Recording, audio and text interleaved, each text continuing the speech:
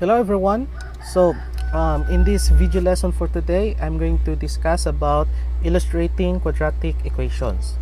Okay, so before we're going to tackle this main topic, so let us have a review. So let us recall how to multiply polynomials.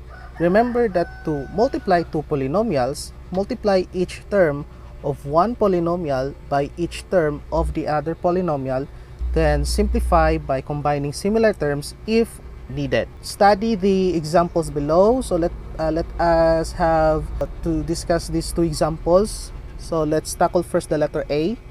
So sa letter A, kay x times x plus 5 equals x squared plus 5x. So all you have to do is you're going to multiply this one, x times x, so it becomes x squared. So in multiplying like this one, so you are going to add the exponents. Since they have the same base, so all you have to do is imong i-add ang ilang exponents. So 1 plus 1, okay, kana siya understood nga may 1 na siya, may 1 po na siya dire. So 1 plus 1 is 2. So that is x squared. The next is x times 5. Itapad na nimo siya ang 5 ug x, so it becomes 5x. So the answer is x squared plus 5x. Next, the example B. So this is x plus 3 times x minus 2 equals x squared plus x minus 6. This is an example of multiplying binomial by binomial. So mingon kag binomial, mo na siya ang klase sa polynomial nga na ay duha ka terms. Like for example, kaning x plus 3, that is an example of a binomial. Then kaning x minus 2, that is also an example of binomial. In order to get the product of x squared plus x minus 6, so first things first, you need to know the term FOIL. So kanang FOIL, mo na siya ang method nga ginagamit when you are going to multiply binomial by a binomial, klase nga polynomial. F stands for first. So mayroon kag first term. So muna siyang first term, x og x. Okay? Ito lang nga ako sang i-erase.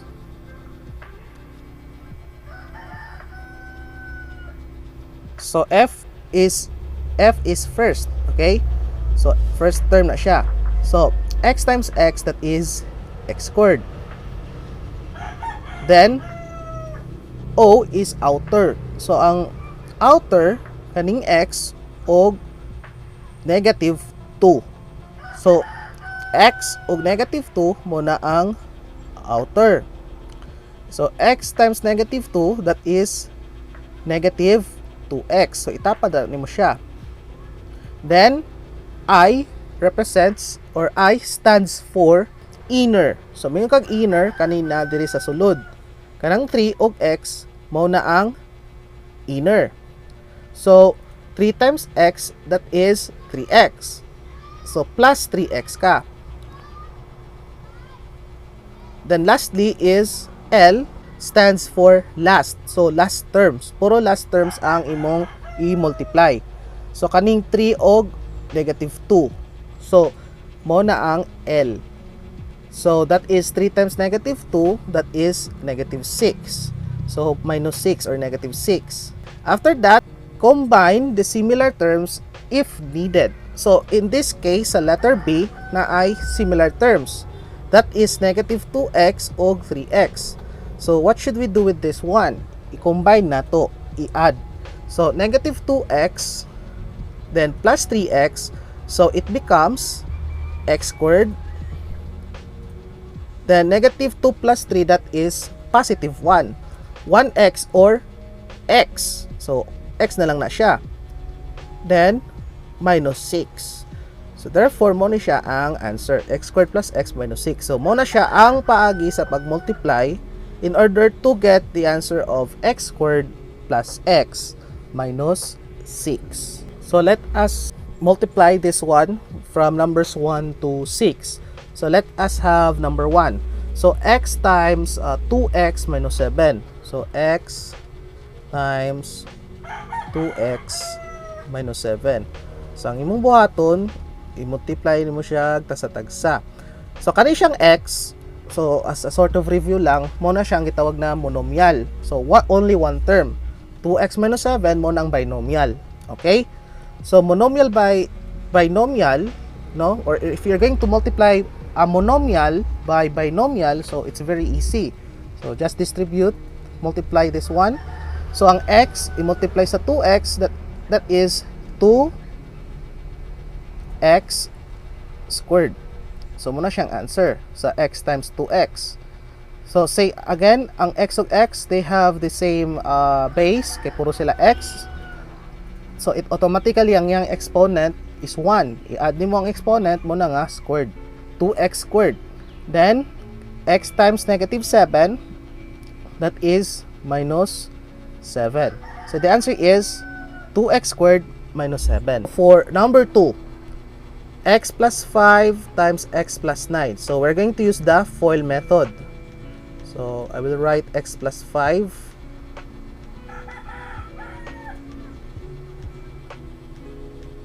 then x plus 9. We're going to use the FOIL method. So first term f, x times x. X times x is x squared. Then, next of f is O, diba? Sa FOIL method. Ang O is outer. So, ang outer mo ni x og 9. So, x times 9 is 9x. So, plus 9x. After that, after the O, I na pod. So, that is inner. So, ang inner, kaning 5 og x. 5 times x is 5x. So, plus 5x. After that, the last term mo na ang 5 og 9. So 5 times 9 is 45. So since they are all positive, mo nang plus tanan. Then combine like terms. So usually na siya sa middle of this equation. Kaning 9x og 5x. So 9x plus 5x, that is 14x. So therefore the answer is x squared plus 14x plus 45. So that is the answer for number 2. Number 3 is 2x minus 1 times x plus 3. So kung unsay pagi sa number 2 mo, sa datong buhaton sa number 3. So I will write 2x minus 1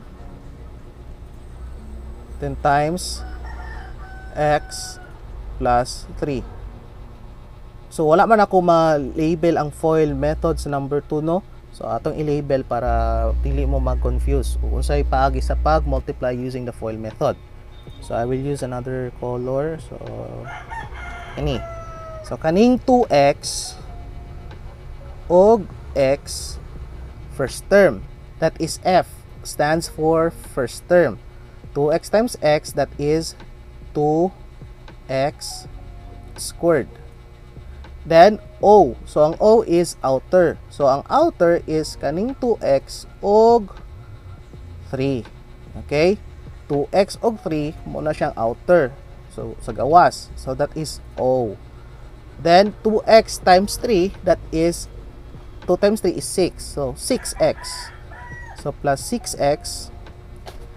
After that, I. So ang I kaning negative 1 og x. So negative 1 og x mo na ang I. So negative 1 times x, that is negative 1x or negative x only. Next is L. So ang L is kaning negative 1 og 3. Negative 1 og 3 mo na ang L. L represents the last terms.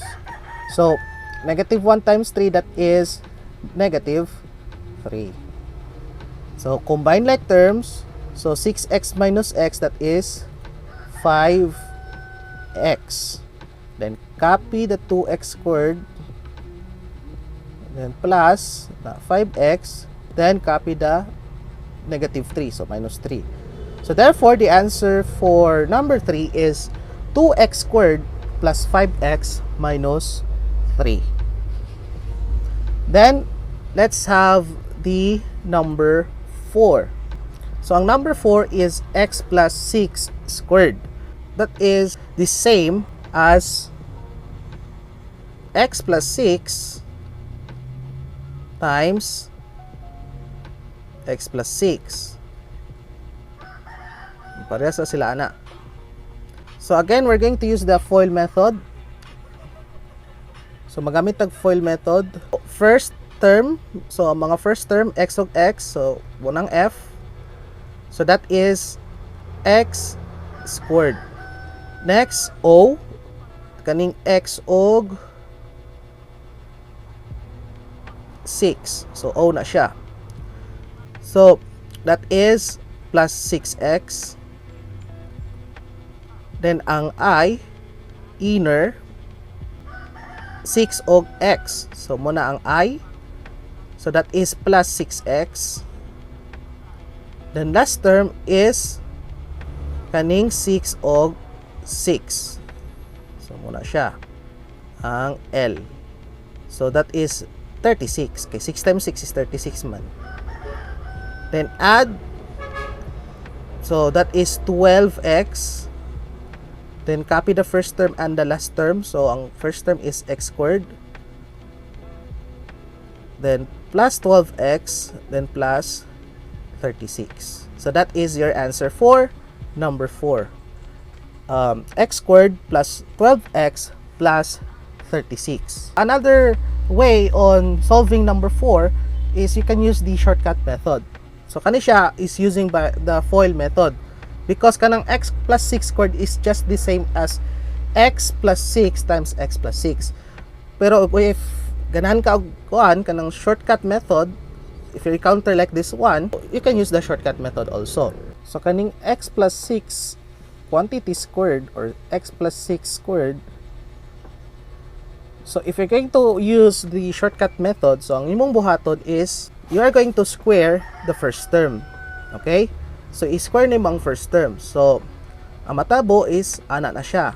X, quantity squared, then plus, then you're going to multiply the first term, the last term, and the exponent. So, muna yung middle term sa imong answer. So, muna siyang, may mo siyang x times 6 times 2.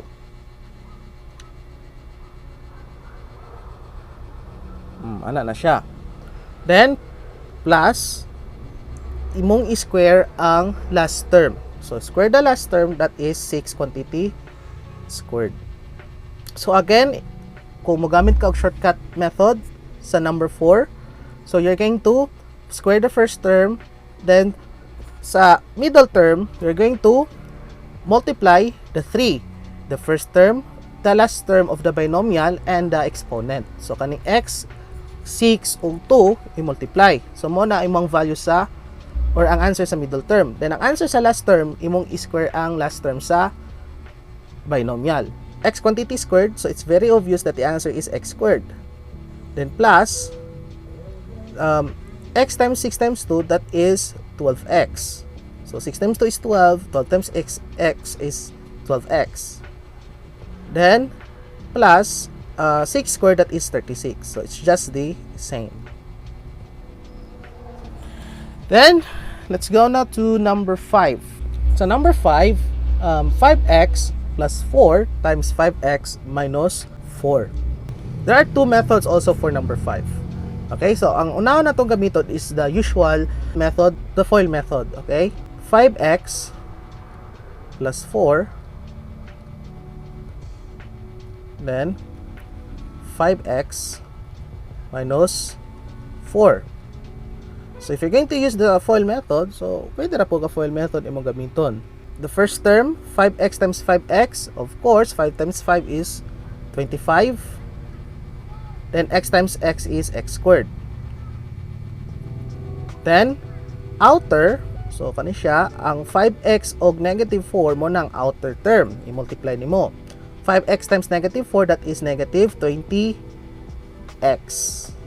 Okay? Then, the inner term, kanang nastunga, 4 times 5x, that is plus or positive 20x.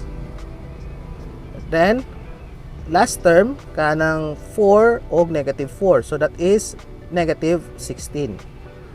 Then combine the middle term, combine like terms, since ang like term na pirmi sa tunga or sa middle term kani siya same numbers, different signs, so automatically if you're going to add, 0 na siya. So 0 na siya. So the answer is 25x squared minus 16. So if you're going to use the shortcut method, so ang shortcut method niya is just simple.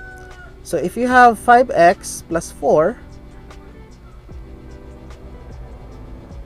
then 5x minus 4, all you have to do is to multiply the first term by the first term, then second term by the second term, or the last term, then multiply po sa last term po niya. Then ang imuang operation nga gamiton is subtraction. Kung imo na i-multiply 5x times 5x, that is 25x squared, no? 25x squared. Then diretso na kag-multiply sa mga last term sa binomials, so 4 times 4, that is 16. So since ang usa is positive, ang usa negative, so minus na siya or negative. So mo nang negative 16. Sag-asa ra niya nga duha. Pero mas maayo kung shortcut method ang inyong gamiton para mas madali mo answer. Okay? Then for number 6, so number 6 is 3x minus 8 times x plus 2. As usual, magamit gyapon tatong FOIL method. So 3x times x, that is 3x squared. Okay? Then next is outer term, 3x times 2, so that is positive 6x, so plus 6x. The next is inner, so negative 8 times x, that is negative 8x. Then lastly kanang last term, negative 8 times 2, so that is negative 16. Kana 6x minus 8x, that is negative 2x. So copy the 3x squared, then also copy the negative 16. So the answer is 3x squared minus 2x minus 16. So for the start of our main topic, so let us tackle first a short story about Aling Tuding and her vegetable garden. So in the middle of a crisis where establishments are closed and prime commodities are hard to find, we think of having our own vegetable garden. This way, we can get our supplies of vegetable right in our own backyard. Aling Tuding is a resourceful person. That is why she is planning to convert her rectangular vacant lot at the back of her house into a vegetable garden. So she planning to have a rectangular vacant lot, no, or to convert her rectangular vacant lot into a vegetable garden. So she remembered that the area of her vacant lot is 15 square meters. So mo nang yang area that measures 15 square meters. She also recalled that the length is 3 meters longer than the width. So without even starting to cultivate the soil, Aling Tuding is already excited to harvest her favorite vegetables soon. So what equation would represent the attributes of the rectangular garden? Do you think you can use this equation to find the dimensions of the rectangular garden? Why or why not? So we are going to find out on the next slide. Let's investigate the measurement of Aling Tuding's vegetable garden. So first, let us identify and represent the unknowns in the problem. If we let x be the width of the rectangular garden, then the length will be x plus 3 since it is 3 more than the width. So, ang iyahang area is 15 square meters. Then, ang length Ang length is katas-on. So ang katas-on is 3 meters longer than the width. Ang width is kalapdon niya. Okay? So ang length is always ang measurement sa length mas taas yun na siya kaysa sa width. So this one, x plus 3 represents the length. Length na siya. Ang x represents the width.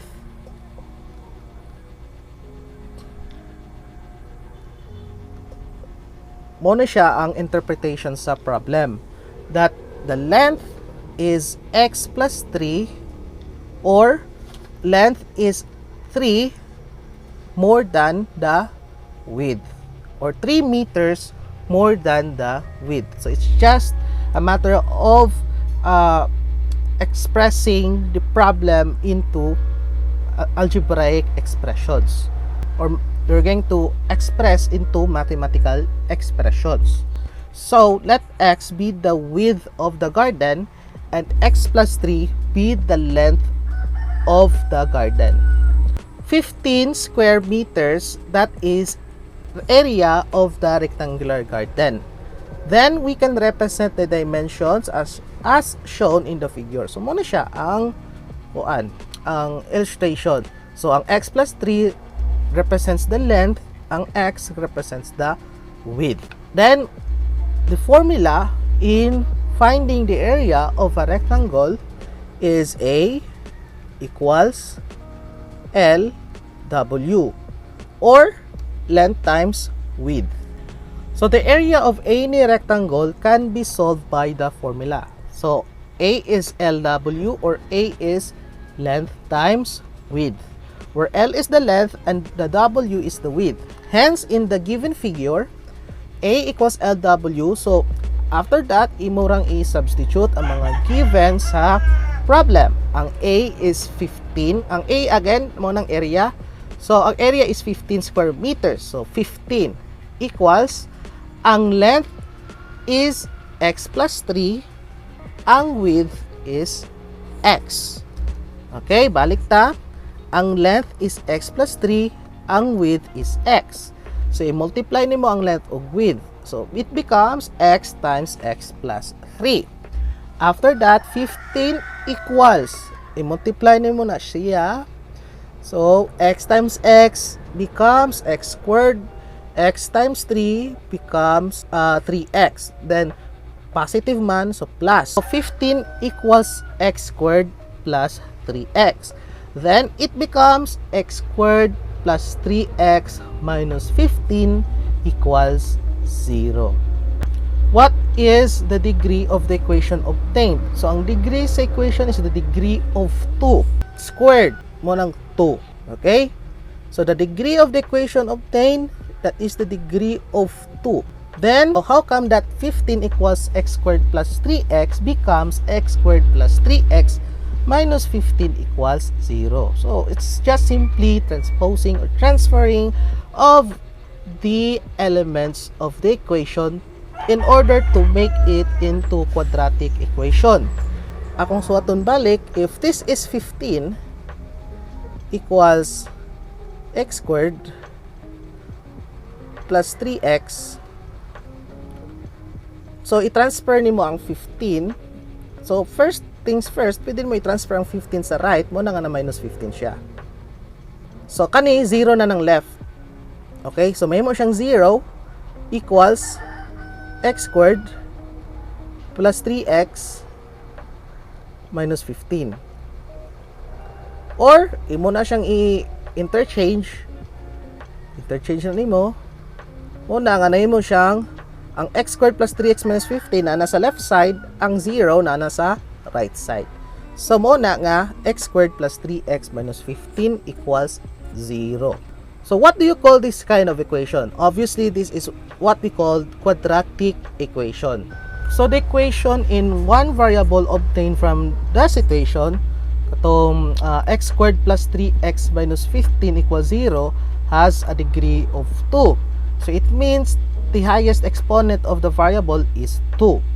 This kind of second degree equation is also called quadratic equation. A quadratic equation in one variable is of the form ax squared plus bx plus c equals 0. So, timan-in ninyo ning standard form sa quadratic equation. So, ang standard form niya is ax squared plus bx plus c equals 0, where a, b, and c are real numbers or mga numbers jud, no? In layman's term, mga numbers jud siya. And a is not equal to 0. So, dapat ang a must not be equal to 0. Kaya kung mag-0 ng a, dili na matabo nga ma-form siya quadratic equation. Because any variable with a degree of 2 multiplied by 0 is equals 0. Like for example, 0 then x squared. So, kanang 0 o x squared, i-multiply nimo, that is 0. So, dili na siya matawag nga quadratic equation. So, in order to make it the equation as a quadratic equation, the coefficient a must not be equal to 0. This form of quadratic equation is written in standard form. So, mo ning standard form, ax squared plus bx plus c equals 0. Then, in this equation, ax squared is the quadratic term. So, mo na ang degree of 2. Mo na ang gitawag nga quadratic term. Bx is the linear term. So, mingon kang linear term, mo na ang term nga may degree of 1. Mingon kang degree of 1, ang iyang exponent is 1. So, right, for example, kanang bx. So, kanang x, then, kana siya understood, gana na siya to the power of 1. Naka-implied na siya. Mo ng linear term. And c is the arithmetic or the constant term. So, simply called the constant term. Numbers ra. Walay variables nga napil. Okay? In addition, a in the quadratic term is the coefficient of x squared, which may be positive or negative but not equal to 0. Pwede negative ang number, pwede positive ang number sa value sa a nga coefficient, basta dili lang siya mo equal to 0. For the coefficient b, so may coefficient b, that is the linear term, or b in the linear term is the coefficient of x, which may be positive, negative, or 0. So, ang coefficient sa b or ang value sa b sa quadratic equation, it can be positive number, or it can be positive numbers, negative numbers, or it can be 0. Then, ang c sa quadratic equation, which represents the constant term, which may be positive, negative, or 0. So, pwede positive numbers, negative numbers, pwede sad 0. Ang b og c can be 0 for as long as ang a dili siya pwede ma-0. So, going back to the equation x squared plus 3x minus 15 equals 0. Since it is written in standard form, we can easily identify the values of a, b, and c. Look at the table below to understand it better. So, quadratic equation in standard form. So, ang standard form niya is ax squared plus bx plus c equals 0. So, ang quadratic term mo ng ax squared. Ang linear term mo ng bx. Constant term is c. So, ang quadratic term x squared. Ang linear term is 3x. Ang constant term is negative 15. So, dala dyan niya ang negative. So, therefore, a is equals 1. Or a equals 1. Since 1 is the coefficient of x squared. Then, ang b is 3. Since 3 is the coefficient of x. Then, c is negative 15. Since negative 15 is the constant term. So, it's very easy. Sign na kayo. Diba? So, for example, palita 3x squared minus 8x plus 3. So, ang a niya sa quadratic term is 3. And then, ang B is negative 8. Then, ang C is 3. Okay? Determine if the given equation is quadratic. If yes, identify the values of A, B, and C. So, as you have noticed sa example sa items A to C, or ang item A, item B, o item C, so dili siya express into standard form. Ang answer sa letter A, or ang solution sa item A, the equation 3x squared plus 2x equals 9 is quadratic but not in standard form. So, the standard form is 3x squared plus 2x minus 9 equals 0. So, i-transpose nimo, ibalin nimo ang 9 sa left side equation, then 0 na dire ang right side. Then, ma-change ang sign niya. So, from positive sa right, naimo siyang negative sa left. Muna nga, naimo siyang 3x squared plus 2x minus 9 equals 0. With A equals 3, B equals 2, and C equals negative 9. For item B, the solution, to check if the equation is quadratic, multiply the left side of the equation and simplify by combining similar terms. So, by using the FOIL method, unahon ang first term, x times 2x, so na mo siyang 2x squared. Then, last term, kaning x og 3. X times 3, that is 3x. So, plus 3x. Okay, positive. Next is kaning inner, kaning negative 5 og 2x. So, may mo siyang negative 10x. After that, kaning negative 5 og 3 multiply. So, it becomes negative 15 equals 7. Then, combine, or not combine, subtract like terms. So, 3x minus 10x, so it becomes negative 7x. Muna siya. Na-derive ta ani nga answer. 2x squared minus 7x minus 15 equals 7. So, negative 7x comes from 3x minus 10x. Then, i-transfer ni mo sa left side ang 7. Kani siya, so na siya sayop diri sa equation. Ang answer diri is 2x squared minus 7x minus 8 equals 0. So, but actually, that is not minus 8. That is minus 22. 2x squared minus 7x minus 15 equals 7. Then, i-transpose ni mo, or ibalhin ni mo sa left side sa equation. So, it becomes 2x squared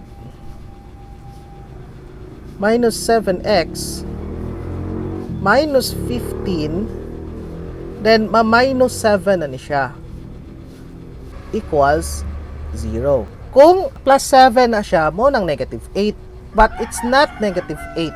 So, that is 2x squared minus 7x, so x na siya. Then, minus 22.